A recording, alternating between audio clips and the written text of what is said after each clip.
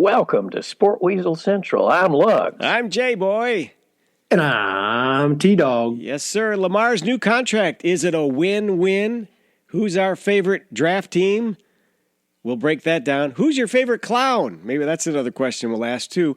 T-Dog and Lugs have scribbled out so many notes, they can't even read them. This is Sports and Other Stuff. Good to see you, boys. Let's get this sorted out. Lugs, would you have ever guessed that Lamar Jackson, yes, that man there, would be the highest paid player in NFL history, at least for the next 5 minutes? Your thoughts on the contract? Well, it really is a win-win. I mean, let's be honest here. The Ravens were built for Lamar, and in his case, no other team appeared interested. Collusion by the owners to stop the Deshaun effect? Maybe, I don't know. But I think it was going to happen. We all said that there's no other way that he's going to play this season other than for Baltimore. And so there you go. I'm glad to see it for them because he's a good player. That team, those players love him, and they've gotten him some help. He will have a couple of receivers this time around. If they could get themselves a decent running back, then they might have something. So win-win, that would be in my assessment. T-Dog, how about you? Lamar, the man, the myth, the legend, highest paid player in the history of the National Football League, at least till Tuesday. That's right. Until Joe Burrow, I guess, would be the next shoe to drop, right? Yeah, Joe Burrow or Herbert, one of the two. But comes down to, like 5 years, $260 million, $185 million guaranteed. And kind of like what Lug said, it was a win-win, but it was a win-win because both sides were willing to compromise. That's what it comes down to. The sad thing in one way, it's funny, two contracts made this thing take on as long as it did. The Deshaun Watson having $230 million, which I'm not saying that Lamar's camp was lying when they didn't want it fully guaranteed, but they did want to surpass the $230 million guarantee. He never denied that. So that did feel like it was a sticking point. So this thing probably would have been over earlier if the Browns didn't overshoot for that. But it does feel like in quick succession, there was Rodgers got paid in March of 22. Murray got paid in July of 22. Wilson got paid in September of 22. And then finally this Hurts deal in April of 2023. That's what really helped put this over the finish line. Because if you really look at his contract, it's essentially the Jalen Hurts contract with like an additional $5 million. So that's all those contracts were the ones, and kind of like what Lugs alluded to. Now that you've had those four back to back, it did kind of set up the situation that even though the Deshaun Watson thing did happen, that's never going to happen again. Or at least they're going to fight like hell. Any of the owners of these teams are going to fight like hell for that never to happen again. So I'm and it does come a point where, you're fighting for your cause, but you're losing a lot of money you're never going to get back if you let this going on and on year after year. And, there's some reasons why, he had to maybe, reduce maybe what he wanted, because he has missed 11 games over the last 2 years. And if you do look at his play, it has diminished since his MVP year in 2019. Mm-hmm. But still, he's been, I think, a top 10 level quarterback. I'm not trying to say he's fallen off a cliff, but it's just not as a wow-inducing as 2019 was. And obviously, that's now years ago. And, but he had better players then. Yes. Around surrounding him. cast. Yep. Yes, and that's Look, Lugs, I agree. These last 2 years, a big part of this offense is the ability to run, and that sets up some of their passing. They've had both their running backs have been ravaged by injury the last 2 years, and they've been trying out like Latavius Murray, who's got a little juice left, but I mean he's now like 33 years old. He's a 9-year pro, isn't he? I mean the guy's been around forever. So he's got a little tread on the tires. So it was also a unique situation where the Ravens, Lamar wasn't going to go anywhere because no one wants to give up the draft capital. It's not that other teams didn't want him. It's the draft capital in addition to how much you're going to pay him. Price too high. And then on the other side, the Ravens you saw with the draft, 3 of the quarterbacks were in the top 4. So unless they really like Will Levis, which it seems like no one did for the most part, Right. they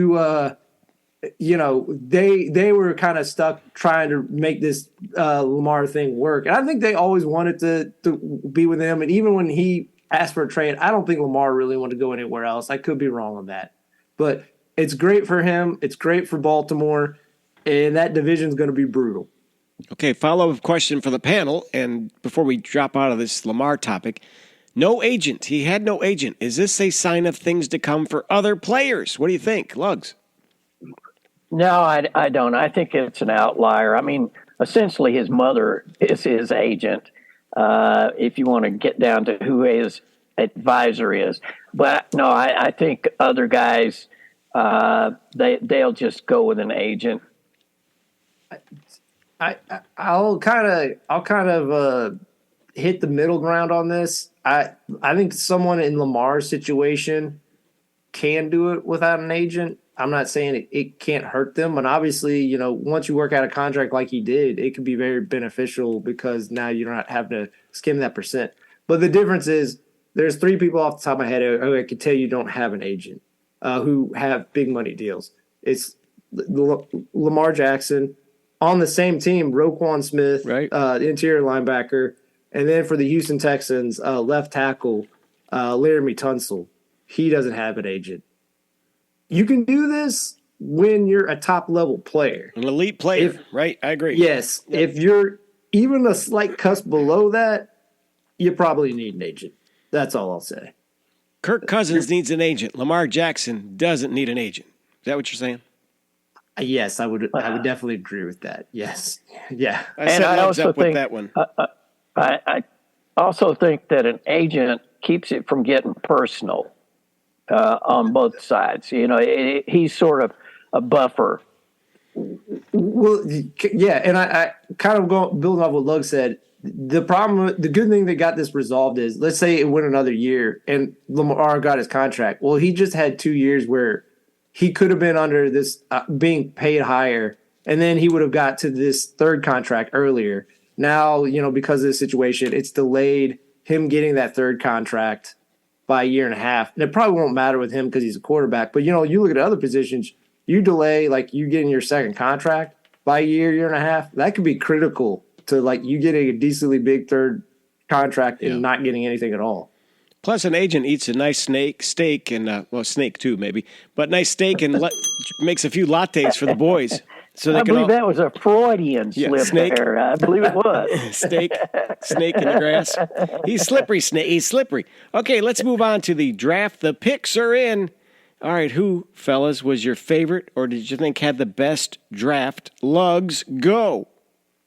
Well, my favorite was the Eagles for snapping up, and that's a pun, by the way.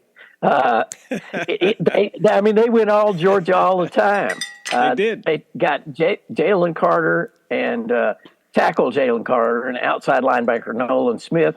And later in the draft, they got Kelly Ringo, who's a cornerback. And then on the offensive side of the ball, they traded for former Georgia running back DeAndre Swift. So they've got those guys will all start. I think they'll all start, and they shored up that defense where they lost all those guys from free agency. So I think that was my favorite draft. I'm not so sure it was the best draft, but it was my favorite. So we'll start at that point. T-Dog, you got one, I know. Oh, yeah, my favorite draft, I was the Colts, because you want to talk about just – obviously it's been a down 2 years for them. And, Ballard does what he usually does. He just goes after just a squad of just uber athletes. I mean, they have 2 pterodactyls at corner now, and Julius Brents and Darius Rush. The tackle from BYU, Blake Freeland, I mean, he has the potential to be a starter once he starts going to Shapiro's Deli every day to pack on some pounds. It might be a year. Maybe he can play guard this year. But and then, they get the defensive tackle from Northwestern, Adebawe, who, I mean, at 202 pounds, he has the first step of a corner. I mean, he runs 4.39 at 40, which doesn't make any sense. But the main thrust of it is Anthony Richardson. I mean, he is the most athletic quarterback to ever test the combine. Is he a risk? He definitely is mainly because of his lack of experience playing, I think. But I don't think he was surrounded by a lot of talent around him. He was, obviously he was a great athlete, but also he ran a more complex offense than most of the guys do. So, I think the learning curve of getting up to speed won't be as much for him as some other rookie quarterbacks. And we already saw with Shane Steichen with what he did with Jalen Hurts, with his play calling these last few years. He will develop the offense around what Richardson can do with his natural abilities early on.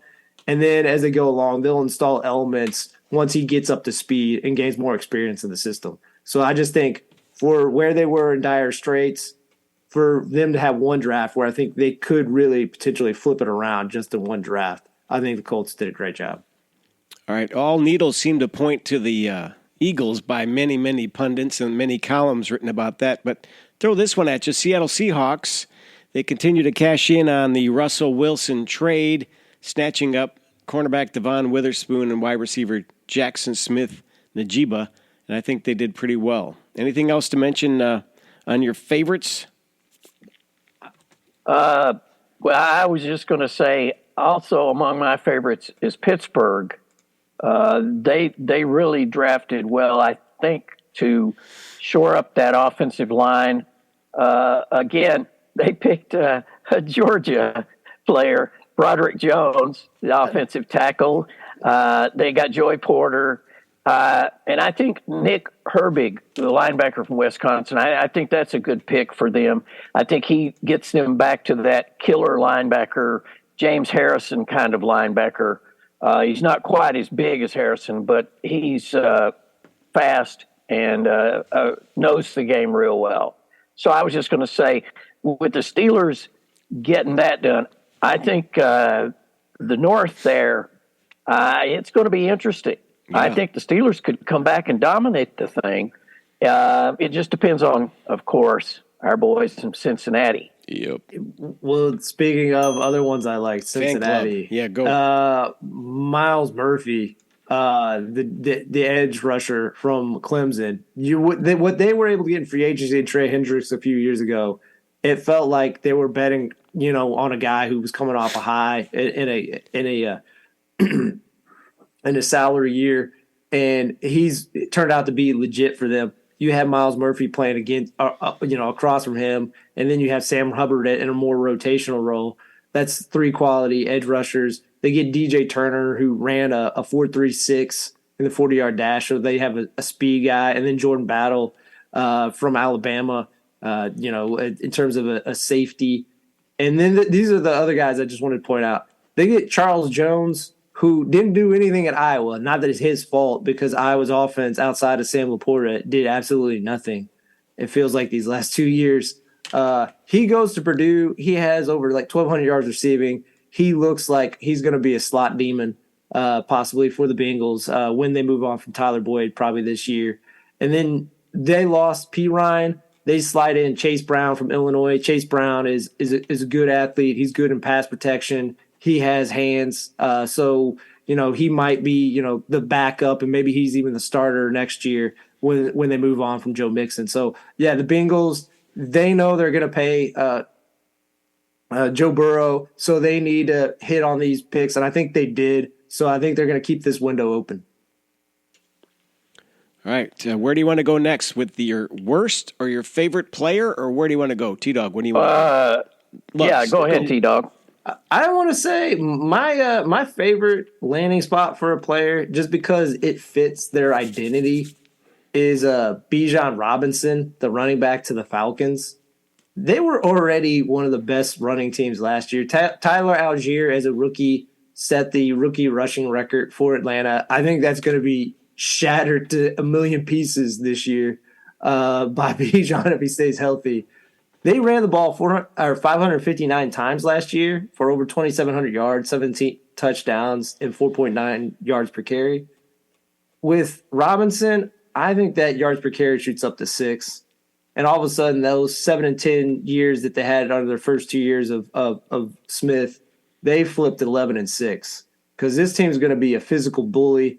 And they talk about strength on a strength. Well, Bijan Robinson is a human PED for that strength, and I just loved it. How about you, Lugs? Well, my favorite landing spot was Will Levis at the Titans. I think he can go in there and just there's no pressure on him. He can mature some, and it just seems like it was a fit. It was sort of embarrassing for him, of course, the first night that he's just sitting there hour after hour, but it doesn't matter. He got signed. He will be okay there. He had that long-lasting deodorant that night, I think, that kept him cool, calm, and collected. And our prediction came true. Like episode 2 or 3 ago, we mentioned, T-Dog, I think you did, playing in the Music City Bowl, people in Nashville saw him. And the Titans saw him and said, we're looking out the office. Who's that big dude with the big arm? Well, it's Will Levis. He's our guy. And even though it sounded like maybe earlier I was hating on Will Levis, and maybe even of those top 4, he's the one I worry about the most. I agree with Lugs. He fell into a perfect spot because he's not going to have any pressure to start next year. In the first round, they got Skoronski, so they needed some upfront protection for him. And I still think Traylon Burke. He showed flashes last year. He had some injury problems. Traylon Burke, I think, has the ability to be a top flight, wide receiver for them. And I just think also Vrabel is a good coach. So with that defense, he's never going to be put in situations where I think he's going to have to fight for his life and shootouts too much early on in his career. So yeah, I like the Will Levis trade for them because I know we talk about the quarterbacks, and I'm not even going to put a pause on saying their names in the next year's draft. I know I've said it ad nauseum.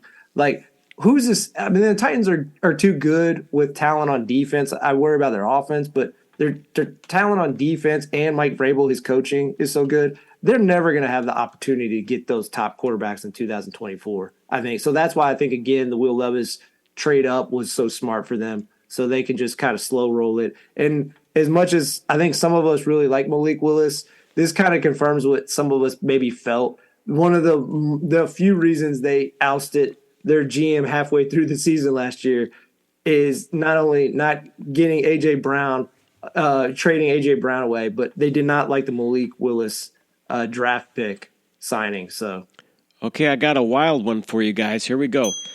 The Minnesota Vikings chose at number 164 quarterback Jalen Hall from BYU. The GM Kwesi Adolfo-Mensah was surprised to find him lingering down there at that position, but they'd had their eye on this kid for a while.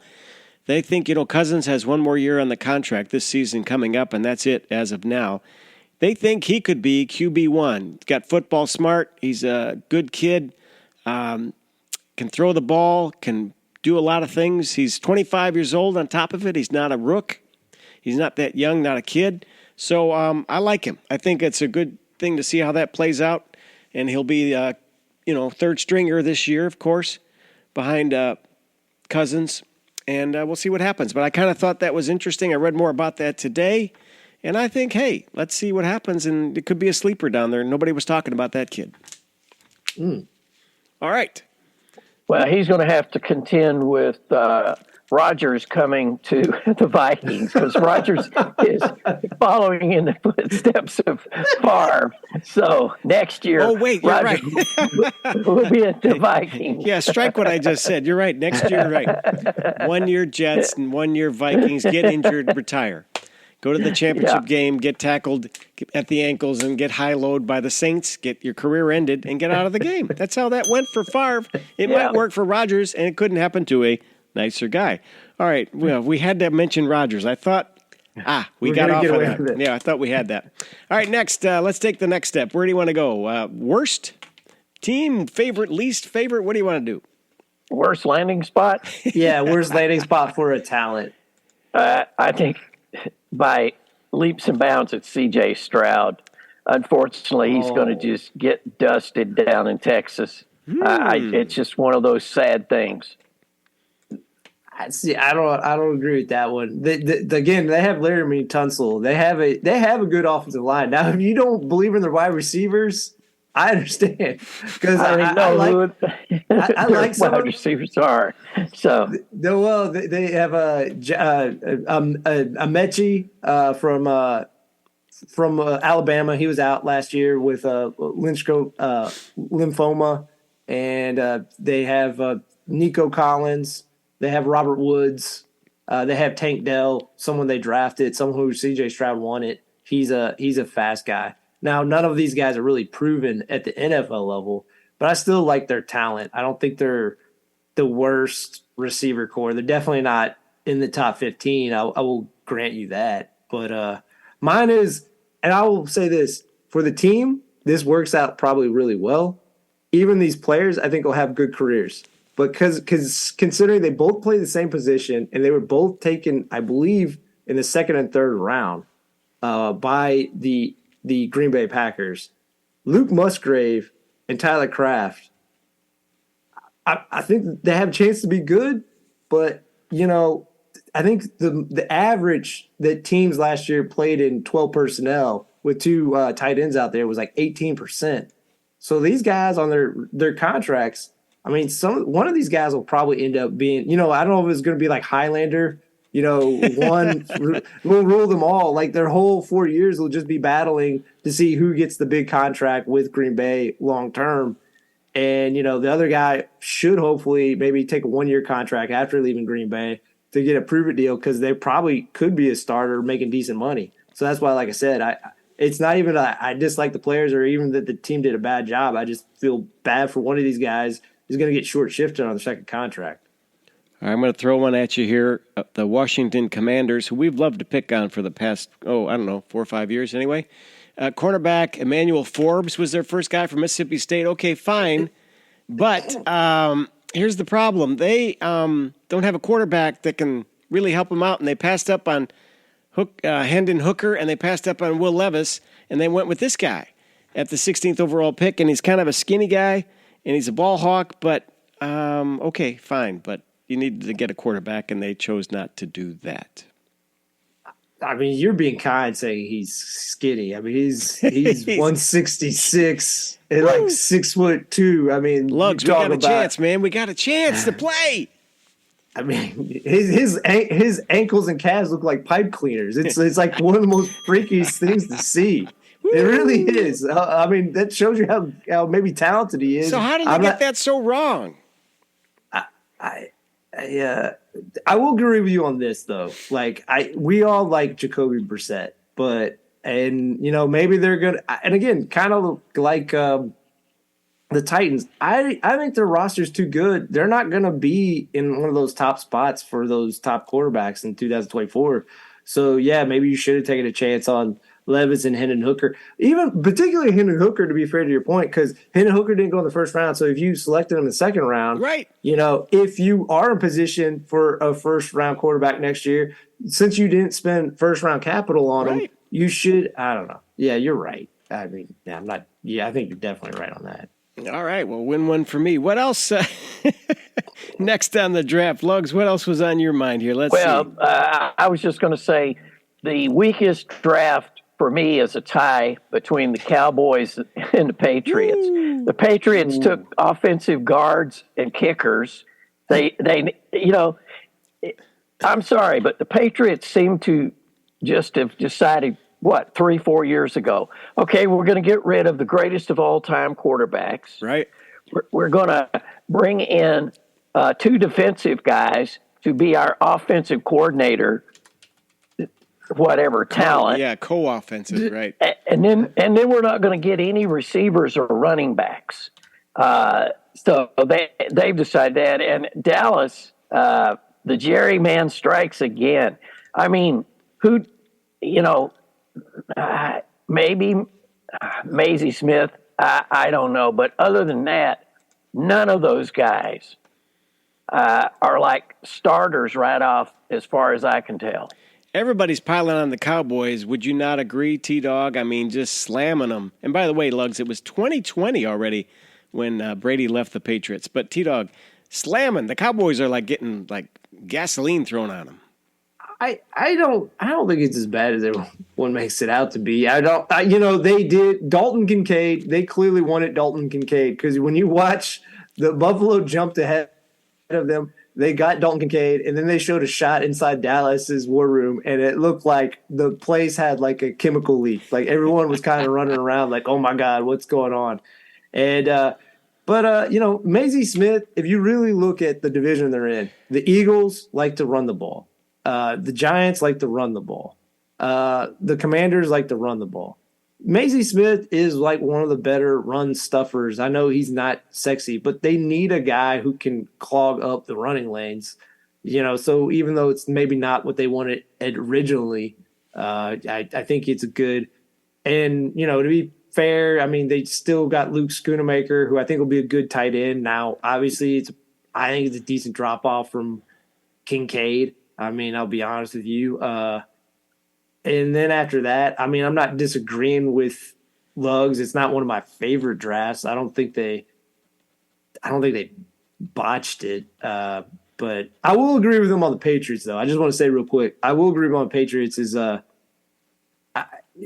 their defense was great last year, but they still were a mediocre team. And yes, most of it was coaching on the offensive side, but Juju Smith-Schuster, who I think we all think is good. Like you add him, and you're like, oh, our offense is fixed. It's like, no, it is not. It is not fixed at all. And I don't know. I don't know if Belichick's so mad at Mac Jones, he just wants him to get his head caved in this year. I don't know. But my worst, and I still this team doesn't have to worry, because they're easily, I think, the second best team in the NFC. But, every year you want to look to improve, not kind of slide a bit. I think they may have slid a bit. 49ers draft. I mean, they took a slow safety in Jair Brown. I mean, not the measurables or anything, but, like, it doesn't matter if you're a really smart safety if you're a step or two late, even though you're like, I processed it correctly, so it doesn't matter. They took look, I'm not saying Jake Moody doesn't have the potential to be, Robbie Gould, but at 23 years old or whatever, since they let him walk. But, I mean, they took him in the third round. And last time this happened was Tampa took Aguayo. It puts a lot of pressure on the kicker. I'm not saying there are kickers with some very heft or momentum. It puts a lot of pressure on the kicker, which kickers, a lot of it's mental game anyway. So you're putting this guy all mental game, isn't it? Yeah, it's already, and then they get a Cameron Latu from Alabama, who again, I'm not saying is a bad player, but they took him relatively high. I don't think he has a lot of upside. I think he's going to be adequate. I don't know. It's like I said, I don't think they go anywhere. They're still going to contend for maybe in the NFC Championship, but like Eagles got that much stronger, and it feels like the 49ers slid a bit. It sounds like kickers need that ayahuasca tea, don't they? I mean, that's really, to chill out on the sidelines. I mean, marijuana's everywhere now. Let's just use that, I guess. But go ahead, Luggs. I cut you off there. Go ahead. No, I was just going to say Philadelphia is the cream of the NFC, and San Francisco is the also ran and will be for a long time. I mean, I don't have any faith in Sam Darnold as quarterback. I mean, that to me, Garoppolo was a better fit than Darnold, but maybe I can be wrong. They've rejuvenated Geno Smith in Seattle, who, again, I think had a decent draft this time around. They're still working off of that Russell Wilson largesse. I mean, they hit last year. Mm-hmm. And so I think, like you said, San Francisco has to do it in the next 2 years, period. I think you're right. The Philly Eagles, the best got better. And we all agree, I think, on that, without question. Yeah, there's a reason why most people had them have the best draft is just off those two top picks alone. I mean, they almost set the sack record last year, and they added, a guy who, when he's right, in Jalen Carter, is the best player in this draft. Yeah, is possibly the Aaron Donald level, Warren Sapp level, a John Randall level like pass disruptor in the middle of the field that is worth more than I think any pass rusher when you get that guy.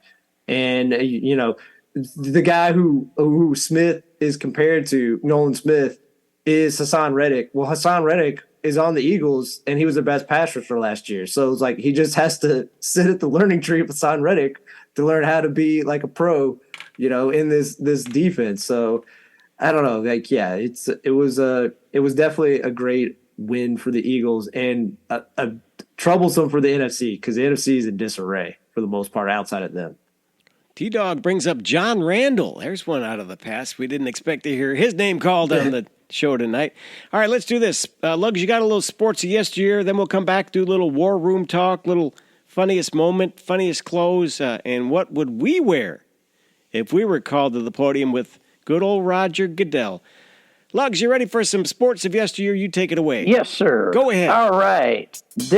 For this edition of Sports of Yesteryear, 1900, at the 26th Kentucky Derby, Jimmy Bolin aboard Lieutenant Gibson wins in 2 minutes, 6 seconds, 25.25. 1936, New York Yankee Joe DiMaggio makes his major league debut. He gets 3 hits. 1975, Krista Valencic runs the then female world record marathon at 2 hours, 40 minutes, and 15 seconds. The current record is 2 hours, 14 minutes, and 4 seconds by Bridget Kozai in 2019. 1999, get ready, World Snooker Championship, Crucible Theatre, Sheffield, England. Stephen Henry of Scotland defeats Welshman Mark Williams 18-11 for a record 7th world crown. 2018, strange one. Atlanta Falcons quarterback Matt Ryan becomes NFL's first $30 million per season player after agreeing to a $150 million contract extension, and now Atlanta's still stewing over that. So that's it for this edition of Sports of Yesteryear. Seriously, Matt Ryan made 30 large in 2018. Yeah. And he was the first guy to do it. Yep. Man, how times have changed. Yeah. I mean, he might get 35 cents in his next contract, whatever. But, Well, plus they're talking about crazy stuff like Jordan Love could get like 1 year for like 20 without even having thrown a ball yet. Hey, that's good work if you could get it. Has he played an entire game? I saw him in one half one time. Did he not play one game when Rodgers was out with COVID toe, whatever that was? Oh, yes. It was one against game. KC. He did. Yeah. He was not great. But that was 2 years ago. I know he looked pretty decent at the end of that Eagles game, but to be fair, they were playing prevent, so I don't know how much to really factor that in. And Lugs, what is snooker? I don't even know what snooker is, man. Is that a snooker is the bumper kind of pool? Yeah, it's a pool game, Okay. Yeah. Okay. I thought it was a card game or something to do with Snooki. That Jersey Shore. Jersey Shore. Yeah. Snooker. Okay, enough of that. Thanks for that, Lugs. Sports of Yesteryear. You can find it on this podcast each and every week. One of the fine features here that just keeps giving back. Okay, War Room. Guys, you saw some of the shots. You saw the camera angles. Anything stick out in your mind that was hilarious? Like, what are they doing? Or, hey, that looks pretty cool. Anything? No, I thought all in all, I mean, they've created this event. You know, it's totally manufactured for TV, but they create the excitement and all of that. And Goodell gets to get up there and show himself off. The only moment that was real memorable to me was, so you've got all those massive football players, and then so Carolina calls out Bryce. Bryce walks up. And the podium swallows him, man. He looked tiny behind that podium. I will always remember that.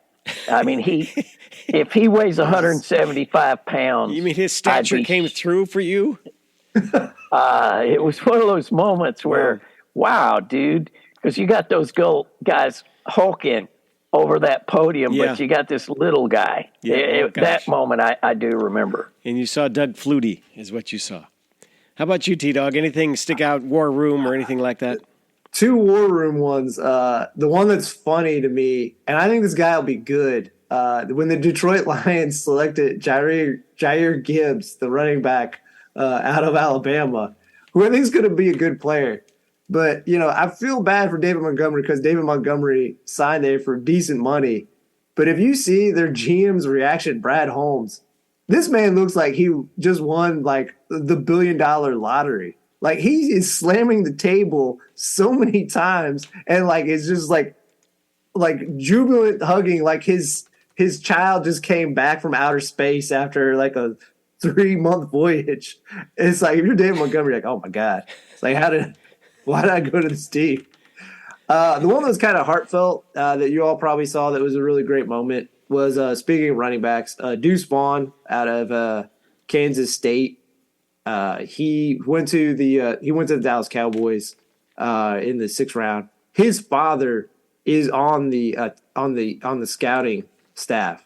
So like when they were writing him up or reviewing him, he wasn't in the room. But because when they drafted him, they allowed him to call his son. And Nice. he, in tears, almost getting choked up, saying, "Hey," he's like, "Next week, do you want to come to work with me?" Nice. So it was a great moment. So those are the 2. I will say the funny moment, the other funny moment, and then I'll is in the draft. I don't know if you all saw when Luke Van Ness was drafted by the Green Bay Packers.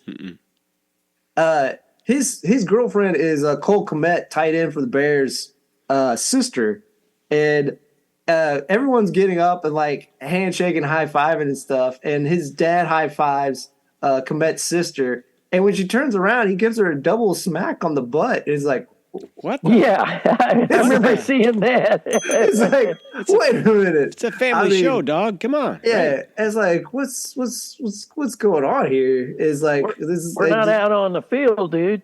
Yeah. Yeah. Also, Luke Van Ness is a big man. I mean, I'm sure his dad's not small, but that's not a He's guy to get a irritated. big fella. Okay, a couple of things. I thought the Kansas City setup was nice. They said they had hundreds of thousands of people, and it looked like it. But that train station, if you've been to KC, that Union Station is pretty, and then they kind of built that out the front of it, and it seemed like it went on for half a mile with all the people. My favorite thing in the war rooms was there was a guy that Reese Davis could only call the guy with the beard in the Vikings war room. And when the Vikings got, who's their first pick? Addison? The wide receiver, Jordan Addison, the wide receiver. Yeah.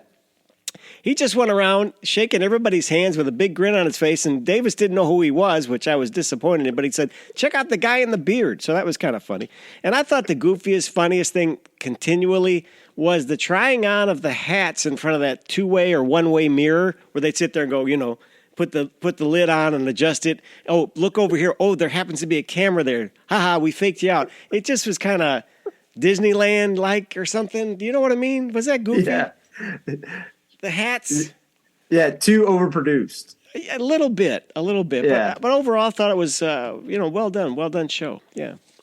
I just want to be able to put on a linen suit and wear a big medallion in public. That's what you want to do? Yeah. How do you want to look? Yeah, if we're talking about best medallions, I want to give it to Jackson Smith-Njigba. Like the middle S was a dollar sign. And I thought it was the best one in terms of design. So I want to give props to him for the best medallion. It does. It felt like everyone had a medallion. So that and glasses. I'm serious. Yeah. How about you, J-Dog? What would you wear? What would you wear, man? Lugs, or are you asking me? Yeah, either one of you. What would you, I think Lugs is stepping up, saying he's going medallion and linen suit. Which I'd probably Lugs will probably get this reference. Maybe you will too, J Boy. There is a French kind of like detective movie, Les Samurai. It's a Criterion movie. I'd try to dress like the lead in that. Like he looked very refined, kind of. So I'd probably look like that. It probably wouldn't work as well for me, but I'd probably do that. I will say this though: if I was going to hold it, I wouldn't go to I wouldn't attend wherever it's being held. I would give some props to local businesses like some of the draft people did. I would go to the Rice Bowl off of Grant Line Road. And I would order some General Tso's chicken or firecrack chicken, some pad thai, and probably a coconut bubble tea. That's how I would do it. And you'd shout it out on the draft at the podium. Yeah, I'd say Rice Bowl, I love you. Or would you just have that on your breath so you could, breathe on Roger Goodell and give him onion breath, maybe? Oh, I would throw undone noodles at him, and or maybe hit him with a bento box. I don't know. It is a little bit much with Roger there, to be honest. Okay, I'd dress in a top hat because that's not really used very often. And I'd look like Cary Grant in the movie North by Northwest. That's the Hitchcock film. And here's why. The suit never gets dirty. The man runs around in a farm field, and it never gets any dust on it. So I figure it's going to be a long night in the draft. You might as well wear something that's durable and is a nice soft color flannel, gray, skinny leg, and go for that. Maybe some black shoes because those don't show dirt much either. But go with that gray suit. That's what I'm thinking. I don't know about medallions. I'd just go with a simple tie. Not quite Will Levis. He looked like he got off of Wall Street, to be honest, like he just walked out of a trading session. But others looked pretty good, I thought. Yeah, I mean, it's the big night. It's the biggest night of those guys' lives. Where is it next year? Do we know? I don't. I don't know.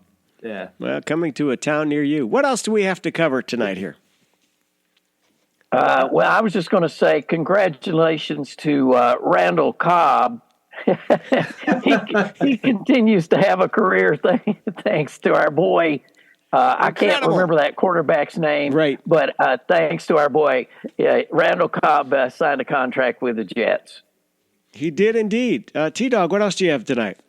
I guess kind of going along the theme of I don't know how much they got better.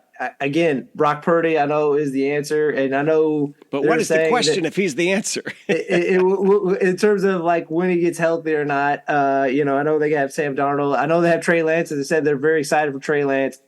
Again, you tell me you're excited about Trey Lance, but the 49ers signed Brandon Allen, so now they have Purdy, Darnold, Lance, and Allen.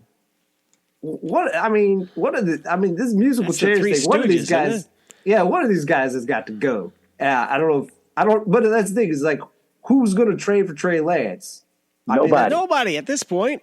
I mean, I don't know. Like that's where, like I said, like some of these teams are kind of maddening where they tell you stuff and then the very next day they commit an action where it's like, well, clearly you're lying right to my face.